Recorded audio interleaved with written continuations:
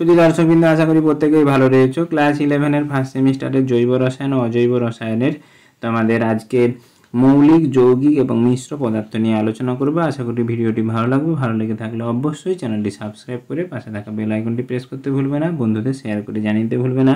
Video সম্পর্কিত কোনো মতামত থাকলে কমেন্ট সেকশানে জানাতে ভুলবে না। তোমাদের পূর্বের ভিডিওগুলো কমেন্ট সেকশান থেকে, ডেসক্রিপশন বক্সের লিঙ্ক থেকে দেখে নেবে। সম্পূর্ণ জ্ঞান লাভের জন্য সম্পূর্ণ ভিডিওটি দেখবে। ভালো লাগলে অবশ্যই ছোট্ট একটি লাইক করতে ভুলবে না। আজকে আমরা মৌলিক পদার্থ, যৌগিক পদার্থ এবং মিশ্র পদার্থ সম্পর্কে জানব। মৌলিক পদার্থ হচ্ছে কি না, যেসব পদার্থকে যদি ভাঙা যায়, ভাঙলেই কেবলমাত্র ভাঙলে সেই পদার্থই যদি পাওয়া যায়, যেসব পদার্থকে ভাঙলে সেই পদার্থই কেবল পাবো, সেই পদার্থই পাওয়া যাবে, তখন সেই পদার্থকে বলা হয় মৌলিক পদার্থ। যেমন হাইড্রোজেন গ্যাসকে যদি ভাঙা হয় হাইড্রোজেন পরমাণুই পাবো। তাহলে এখানে একই কেবলমাত্র পদার্থ পাচ্ছি, সেই পদার্থই আবার ঘুরে ঘুরে পাচ্ছি, বা একই পদার্থ আবার পাচ্ছি, তখন সেই পদার্থকে বলা হবে মৌলিক পদার্থ। যৌগিক পদার্থ কাকে বলে? দুই বা ততোধিক মৌলিক পদার্থ যুক্ত হয়ে, যদি যুক্ত হয়ে যে পদার্থ তৈরি করে তাকে বলা হয় যৌগিক পদার্থ। যেমন যৌগিক পদার্থের উদাহরণ হচ্ছে সোডিয়াম ক্লোরাইড। সোডিয়াম ক্লোরাইডে দুটো আলাদা আলাদা মৌলিক পদার্থ যুক্ত রয়েছে, যেটা হচ্ছে সোডিয়াম আর ক্লোরিন। এই সোডিয়াম ক্লোরিন দুটো আলাদা আলাদা মৌল, তারা পরস্পর যুক্ত হয়ে তৈরি করে যৌগিক পদার্থ। এবং যৌগিক পদার্থে যে দুটি পদার্থ বা ততোধিক পদার্থ যুক্ত থাকে তারা কি করে? নির্দিষ্ট অনুপাতে যুক্ত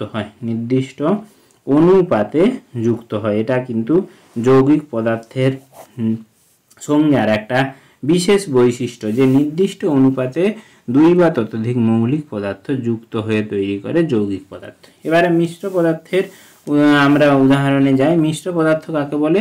না, যে পদার্থ এক বা একাধিক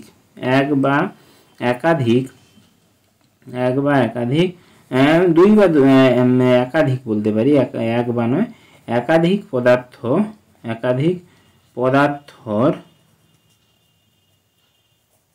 সংমিশ্রণে তৈরি পদার্থকে বলা হয়, মিশ্র পদার্থ। এবং মিশ্র পদার্থের যে গুণগুলো পাওয়া যায়, যেসব পদার্থ যুক্ত হয়ে মিশ্র পদার্থ তৈরি হলো, সেই সব পদার্থের কিন্তু সম্মিলিত গুণ হচ্ছে ওই মিশ্র পদার্থের প্রকৃত গুণ। যেমন উদাহরণ আমরা বলতে পারি বায়ুতে কিন্তু কি রয়েছে না, বিভিন্ন ধরনের বায়ুর গুণ কেমন দাঁড়াবে না, বায়ুতে উপস্থিত nitrogen, oxygen, carbon dioxide, carbon monoxide, এইসব পদার্থ, জলীয় বাষ্প, এইসব যে গ্যাসগুলো রয়েছে, সেই সব গ্যাসগুলো যা ধর্ম, সেই গ্যাসগুলোর ধর্মের সম্মিলিত রূপ কিন্তু বায়ুর ধর্ম আকারে প্রকাশ পাবে। এবং এই মিশ্র পদার্থের একটা নির্দিষ্ট বৈশিষ্ট্য হচ্ছে এখানে অনির্দিষ্ট অনুপাতে পদার্থগুলো যুক্ত হয়। অনির্দিষ্ট অনুপাতে কিন্তু পদার্থগুলো কিন্তু যুক্ত হয়, যেটা মিশ্র পদার্থের ক্ষেত্রে কি বললাম? অনির্দিষ্ট অনুপাতে পদার্থগুলো যুক্ত হয়। যৌগিক পদার্থের ক্ষেত্রে নির্দিষ্ট অনুপাতে যুক্ত হয়।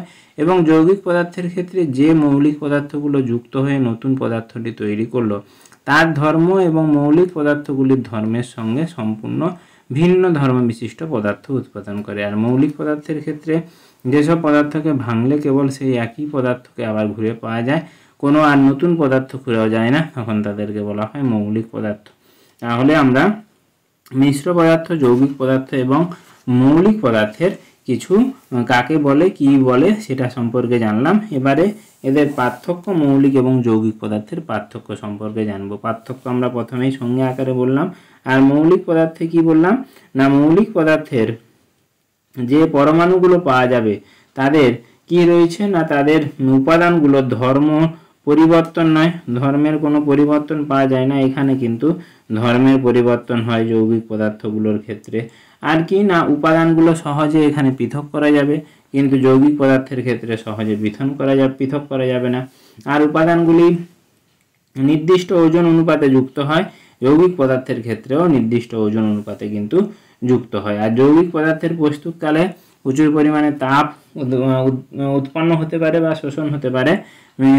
মৌলিক পদার্থের ক্ষেত্রেও উৎপন্ন হতে পারে বা মৌলিক পদার্থের ক্ষেত্রে কিন্তু অতটা পরিমাণ তাপ শোষণ বা উদ্ভব হতে পারে না।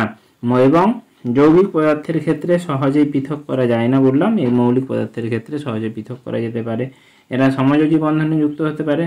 আর যৌগিক পদার্থের ক্ষেত্রে সমযোজী, অসমযোজী, তড়িৎযোজী বিভিন্ন তড়িৎ বন্ধনে যুক্ত হতে পারে।